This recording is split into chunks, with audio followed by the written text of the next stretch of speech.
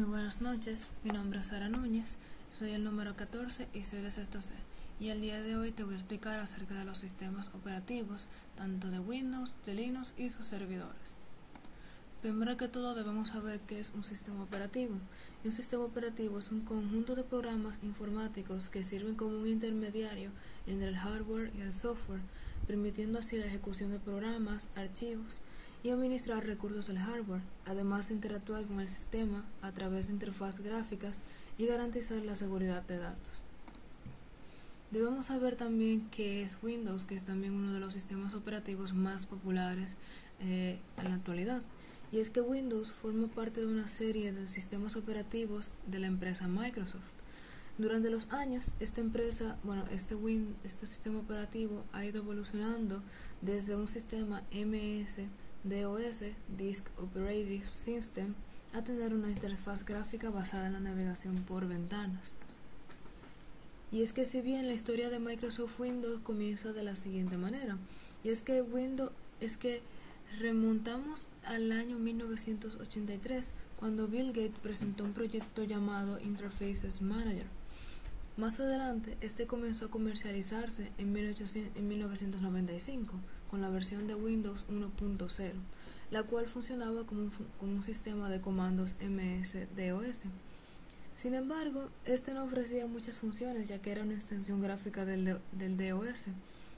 Pero ellos no se quedaron ahí y simplemente lanzaron más versiones hasta alcanzar el éxito comercial con Windows 3.0 en 1990. A medida que pasaba el tiempo, las funcionalidades de Windows iban mejorando. Su interfaz gráfica era las más avanzadas de su época y fue uno de los primeros sistemas operativos en incluir la barra de tareas y el botón de inicio. Windows se ha convertido en uno de los sistemas operativos más populares de todos los tiempos, siendo un software amigable para todo público y brindando una interfaz con funciones cada vez más renovadas. Aquí continuamos con las versiones de Windows, y es que comenzamos con Windows 1.0. Este fue lanzado en 1985 y fue el primer sistema operativo de Microsoft que utilizaba MS-DOS como base para funcionar, que es básicamente una secuencia de comandos que uno introduce a través de la terminal. Este tenía una interfaz gráfica que contaba con menús desplegables y barras de desplazamiento, además de contar con aplicaciones como Paint, un bloc de notas, una calculadora y hasta un juego.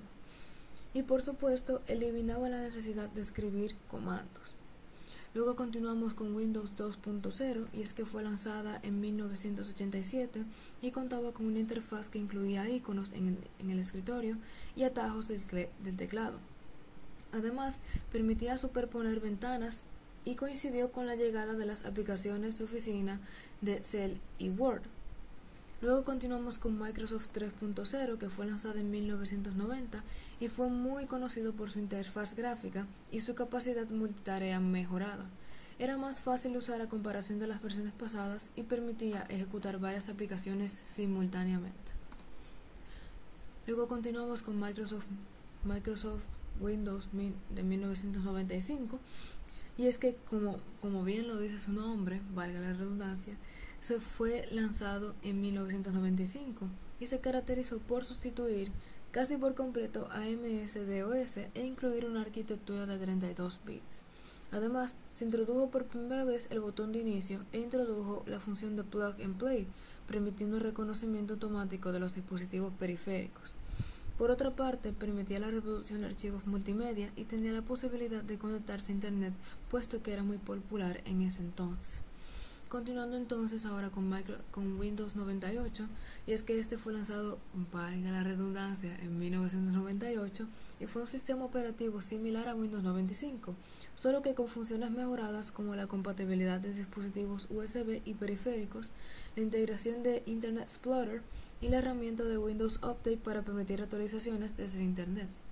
Luego continuamos con Windows 2000, fue lanzado en febrero del año 2000 y fue diseñado tanto para empresas como para usuarios comunes.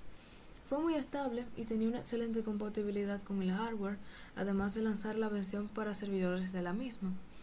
Además, logró mejoras en la conexión a Internet y en el navegador Internet Explorer. Continuando ahora con Windows ME o Windows Millennium Edition, y es que este fue lanzado en septiembre del año 2000 y fue diseñado principalmente para usuarios domésticos. No hay mucha diferencia entre este Windows y el Windows 2000, sino más bien el público al que está dirigido y las mejoras en base a eso. Por ejemplo, para Windows Millennium Edition se mejoraron las herramientas de multimedia y la conexión a Internet. Sin embargo, fue muy criticado por su inestabilidad. Ahora continuamos con Windows XP, y es que fue un sistema operativo muy popular lanzado en 2001. Se caracterizó por su interfaz colorida con el famoso tema Luna y por ser una combinación entre las versiones domésticas y profesionales. Fue uno de los sistemas operativos con mayor estabilidad, además de ser compatibles con programas antiguos. Luego continuamos con Windows Vista, y es que este fue lanzado en 2006 y fue el sistema operativo más criticado de la familia de Windows por su inestabilidad y alto consumo de recursos del hardware. Pero más allá de eso, estrenó una interfaz estética y efectos visuales en las ventanas, botones y menús, además de introducir su propio software de seguridad llamado Windows Defender. Continuando ahora con Windows 7, este fue lanzado en 2009 y llegó a corregir las fallas de la versión anterior, pero con un sistema más rápido, estable y bien optimizado. Continuando ahora con Windows 8, y es que este fue lanzado en el año 2012 y se caracterizó por adaptarse a la era táctil con una interfaz que mostraba cambios en el menú de inicio. Además, a comparación de versiones pasadas, este funcionaba en dispositivos móviles. Si bien era diferente al resto, ese sistema operativo no fue bien recibido por el público, gracias a la dificultad para adaptarse a las computadoras de escritorio. Continuando ahora con Windows 10, este fue lanzado en 2015 y se adaptó al menú de inicio tradicional y apostó a ser un sistema multiplataforma, con actualizaciones continuas y asistentes como Cortana. Además, se introdujo un nuevo navegador llamado Microsoft Edge y mejores medidas de seguridad. Y por último tenemos al sistema operativo de Windows 11, y es que este se fue lanzado en el año 2021 y contiene las mismas características del Windows 10, puesto que tiene la misma base. Sin embargo, tiene un enfoque más estético y minimalista. Ahora vamos con las ventajas y desventajas de Windows, y es que este tiene una amplia compatibilidad tanto con el hardware y con el software, y además tiene un gran soporte de software, es decir, que contiene muchísima información sobre esto, es decir, tú puedes buscar en internet sobre soporte técnico para tú darle mantenimiento a tu Windows y así no tener que contratar a un personal especializado, ya que no es tan complicado para usuarios comunes o personas que no saben mucho de informática, y además de que es muy fácil de usar, puesto que tiene una interfaz gráfica adaptada al usuario común, a las personas que no conocen mucho de la informática, y realmente está diseñado justamente para eso. Además, tenemos las demás desventajas, y es que el costo de licencia puede abarcar desde los $100 hasta los $500, y es que no es una vía muy factible si tu primera opción es una versión gratis, así que Windows no es para ti. Además, tienen ataques de virus muy elevados, ya que debido a la popularidad de este sistema operativo, y además utiliza unos altos recursos informáticos, es decir, que puede llegar a consumir altos recursos de la RAM, de la memoria, del almacenamiento, de los procesadores y de muchas cosas más. Ahora bien, ¿qué es Linux? Linux es un sistema operativo libre y de código abierto, además de ser gratis, y está basado en Unix, que permite a los usuarios usar, modificar y distribuir su código de manera gratuita. Se caracteriza por su estabilidad, seguridad, flexibilidad y gran comunidad de desarrolladores. La historia de Linux inicia en 1991, cuando Linus Torvalds, un estudiante finlandés, creó el núcleo de Linux como un proyecto personal, inspirado en el sistema Unix y en el software Minix. Torvalds publicó el código en internet para que otros programadores colaboraran, lo que impulsó rápidamente su desarrollo. Con el tiempo, distintas organizaciones y comunidades comenzaron a crear distribuciones distros como Debian, Red Hat, Ubuntu o Fedora, y adaptadas a diferentes necesidades, ya sea para el hogar, ya sea para servidores o para empresas, para la educación, entre otras. Si bien Linux, a diferencia de Windows, no se divide en versiones, este se divide en distros o más bien distribuciones. Es decir que ya que Linux es un sistema operativo de código abierto, pues los usuarios, las personas que utilizan Linux muchas veces pueden modificar y hasta crear un nuevo distro, y por lo tanto existen por alrededor de unos 100, 200 o mucho más distros de Linux, y es que son bastantes, pero aquí te voy a mencionar los que son los más interesantes, los más populares. Primero comenzando con OpenSUSE. OpenSUSE es un distro de Linux y que fue creado en 1992, y es que fue una de las primeras distribuciones de Linux, especialmente en Europa, y también tiene una existencia de dos versiones: OpenSUSE para la comunidad y SUSE Linux Enterprise para las empresas. Además contiene una herramienta que es YAST y que facilita la administración del sistema. Se ha consolidado como una de las distribuciones más fuertes en el ámbito corporativo, especialmente en esa región de Europa. Continuando ahora con Debian, que fue publicado en 1993, y es que este se caracteriza por su gran estabilidad, compromiso con el software libre y su enorme repositorio de paquetes. Además, se ha convertido en la base de muchas otras distribuciones, incluyendo Ubuntu, lo que lo convierte en uno de los proyectos más influyentes de Linux. Su confiabilidad lo hace ideal tanto para servidores como para escritorio. Luego continuando con Red Hat, y es que este fue lanzado en 1994, y sus características principales fueron su orientación hacia el sector empresarial, su fiabilidad y soporte técnico, y el hecho de ser una de las primeras en establecer un modelo comercial. De ellas surgieron el RHEL para empresas y Fedora para la comunidad. Se convirtió en un referente en servidores y en centros de datos a nivel mundial. Continuando ahora con Mandriva, que fue publicado en 1998, y es que se caracterizó por su facilidad de instalación, su entorno gráfico amigable y su papel como uno de los primeros distros en enfocarse en el usuario común. Fue muy popular en Europa en los años 2000, aunque luego fue descontinuada en el 2011. Sin embargo, dejó un legado derivados como Mageia y OpenMandriva. Continuando ahora con Gentoo, fue lanzado en el año 2002, y es que se caracterizó por su flexibilidad extrema y la posibilidad de compilar software desde el código fuente usando porters, lo que permite ajustar el sistema a las necesidades específicas del usuario y del hardware. Además, es muy valorado por usuarios avanzados y entusiastas que buscan rendimiento y control total sobre su sistema, como programadores, desarrolladores, entre otras personas.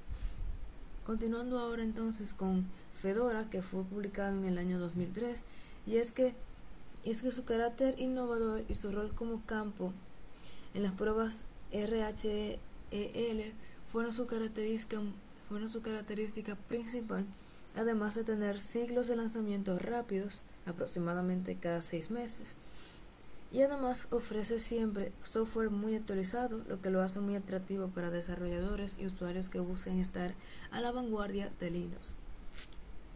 Continuando ahora con CentOS, que fue publicado en el año 2004, y es que este se caracteriza por su estabilidad al estar basado en Red Hat Enterprise Linux y ser gratis, lo que lo hizo muy usado en servidores empresariales y de hosting. Era conocido por su seguridad y soporte a largo plazo, pero fue descontinuado en 2021 y reemplazado por CentOS Stream, cambiando su enfoque hacia una versión intermedia entre Fedora y RHEL. Y continuando ahora con Ubuntu, que fue lanzado en el año 2004, y es que este se caracterizó por su enfoque en la facilidad de uso, la gran comunidad de soporte y la disponibilidad de las versiones LTS con soporte prolongado. Se ha convertido en la distribución más popular para escritorio y también tiene fuerte presencia en servidores y la nube. Su empresa, Canonical, asegura actualizaciones regulares y amplía su compatibilidad con software y hardware.